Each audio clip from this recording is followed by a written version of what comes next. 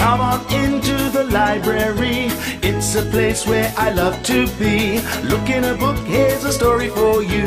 Who makes stories when the day is through? Who makes stories when the day is through? Story makers, working through the night till the rising sun. Story makers, stories are fabulous, stories are fun. Milton Wordsworth, Shelley and Jackson, working through the night till the rising sun. Story makers, stories are fabulous, stories are fun. Come and be a story maker.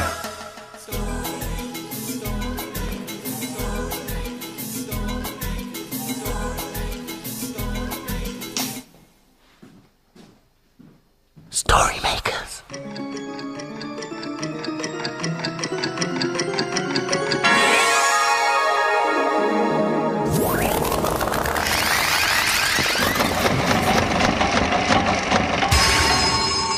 Story makers.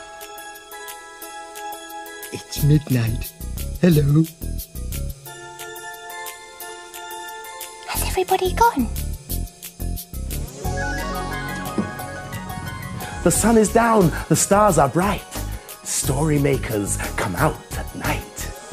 Milton Wordsworth, story maker and magical maestro, at your service. You know, I was listening today and some of the children said they were going to a fancy dress party. Oh, fancy dress. Oh, is that when people wear their fanciest clothes? No, Jackson. It's a party where you dress up as someone else. That's right. Well done, Jelly. Can we have a fancy dress party? I'm sure that could be arranged. There you are. Wow. Can you guess who they are? Well, Jelly's got a beautiful dress and a tiara. I'm a princess. What about Jackson? Well, he's got a stripy shirt and a funny hat that I recognise. Oh, it's easy. I'm a pirate. Oh, brilliant. A life on the ocean wave. Oh, must go. I've got treasure to find. Okay. Well, I've got a splendicious idea. Perhaps you'd like to hear it, Jelly. Oh, I'd love to. What say we make a dressing up story?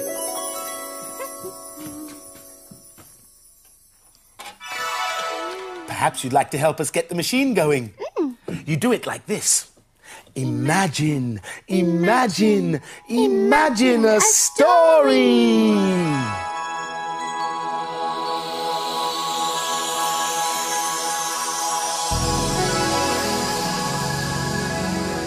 It's a playbook. Tilly's dressing up day. Tilly was bored with her everyday clothes. She found them as dull as could be. She thought jumpers and skirts and t-shirts and trousers aren't very exciting for me. So Tilly's mum smiled and said, "Why don't you look beside your bed? Your dressing up box is standing there. It's full of special things to wear." So Tilly hugged her mummy tight and rushed upstairs with great delight. But before Tilly had her dressing up time, she needed to say her special rhyme. "Magic box by my bed, show me what to wear instead." The lid opened, what could she see? What would the magic box choose her to be? Tilly peered inside and smiled with pleasure. The magic box had offered her treasure. She lifted a crown out very lightly, a glittery crown that shines so brightly. Tilly delved inside the box once more, and a cape was the next thing she saw.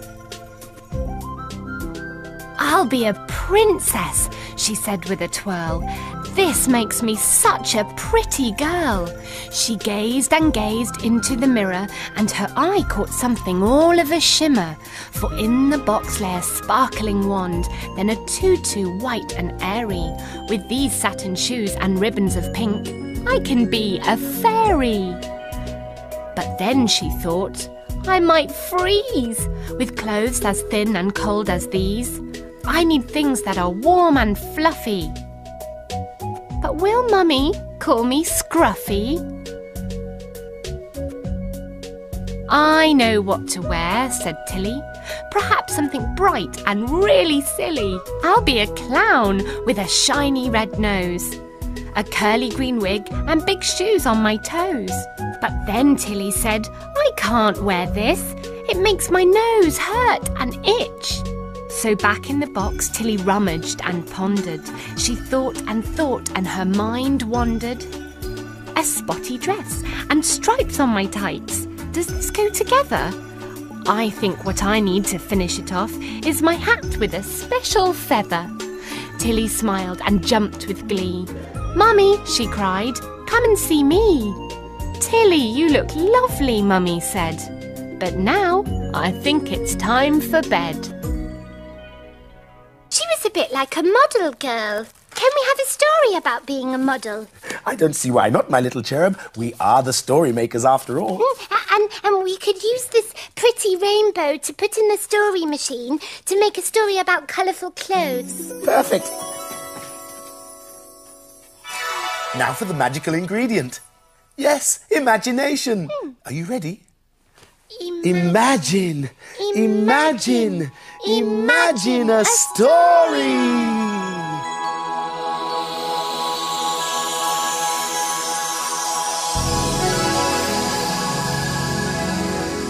It worked! It's a blue cow story.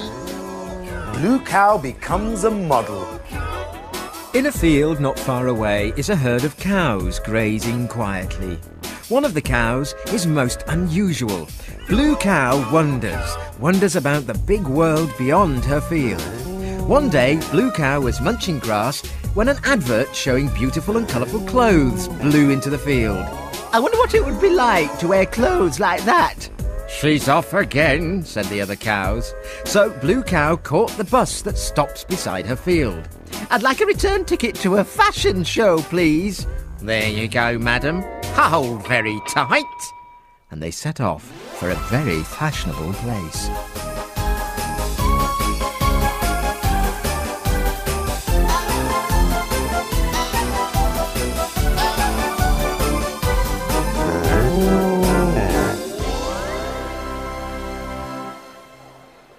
And then they arrived. When Blue cow got off the bus, she could hardly believe her eyes. She saw rows and rows of beautiful clothes and hats and shoes and coats and gloves, and all around her people were trying on the clothes. Suddenly Blue cow heard a cry. Mamma mia, it's a disaster. What's wrong? Said Blue cow. I'm Giorgio Ciocci, the designer. The famous catwalk model Meow Me Candle cannot come today. I need another model. Oh, can I help? Said Blue cow. Giorgio Ciocci looked at Blue cow carefully and then smiled and said, You are perfect, and you are blue. Wonderful. Blue is the only colour we do not have. Seconds later, Blue cow's nails were painted, her face was made up, and her horns were polished. Then Blue cow was dressed in red socks, an orange scarf, yellow feathers, green gloves, a purple skirt, and an amazing hat. Georgia looked at Blue cow and said, Oh, Blue cow, you are now every colour of the rainbow. Blue cow looked at herself in the mirror. Is that really me? She said. She hardly recognised herself. Georgia said, Blue cow, go out onto the catwalk just a cow, but come back a star. Blue cow stepped onto the catwalk. The people cheered and clapped. Photographers snapped lots of pictures. This way, Blue cow. Smile for the camera. Lovely. Blue cow was very, very happy. After the show, the clothes were put back on the rails and the makeup was taken off. Oh, thank you, Blue cow. Come back whenever you want to be a model again, said Georgia. Oh, thank you, said Blue cow. Maybe I will. Bye. Milton, I've made you a fancy dress costume. Wow, thank you. What is it? It's a jelly design. Oh, my fancy dress is a jellyfish. That's right. Yes. Oh, talented one. Could I make a suggestion? Of course. Could we use this to make a story? Oh, yes, that's great. Imagine, imagine, imagine a story.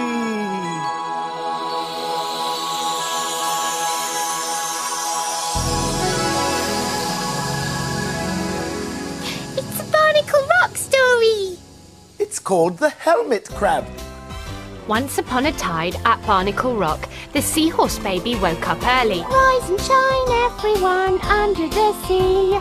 Dad, I want to play now, I'm not sleepy.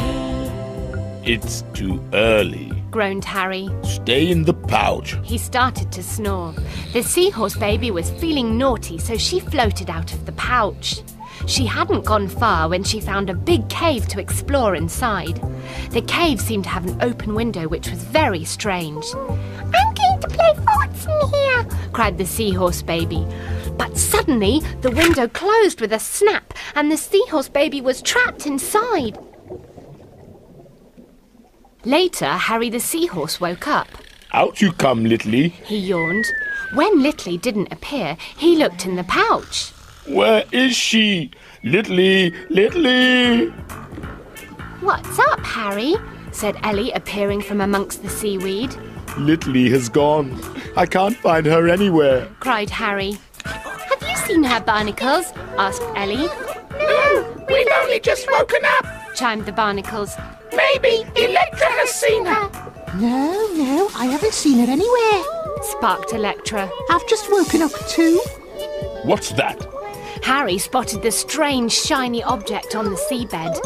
Ellie looked puzzled. Is it some sort of crab? Wait a minute. I can hear something. Said Harry. A muffled cry came from the object. It's Littly. Cried Harry. What's up? Popper Clam appeared from under the sand. It looks like Littly is trapped in the belly of a giant crab. Ellie wailed. Huh, Popper Clam guffawed. that's no crab. It's, now, let me think. It's, a helmet for one of those motorcycles. The people up top put helmets on their heads so that if they fall off their bikes, it don't hurt so much. But how do we open it? Cried Harry. My Littly's trapped in there. Well, we'll need quite a strong fish for this. Hold on a minute. Gruff! What's all the kerfuffle? Grumbled Gruff. Littly is trapped, and you're the strongest fish. We need all your help. Said Popper Clam. With one mighty nose shove, Gruff pushed open the helmet and the well seahorse done. baby popped out. Thank you, Gruff. She sighed.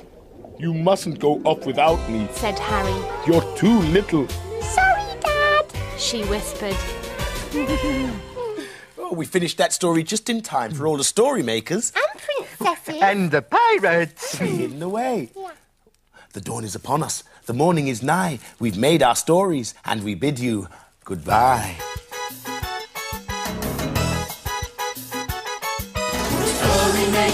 Story makers, working through the night till the rising sun. Story makers, stories are fabulous, stories are fun. Bye, story makers. See you again soon.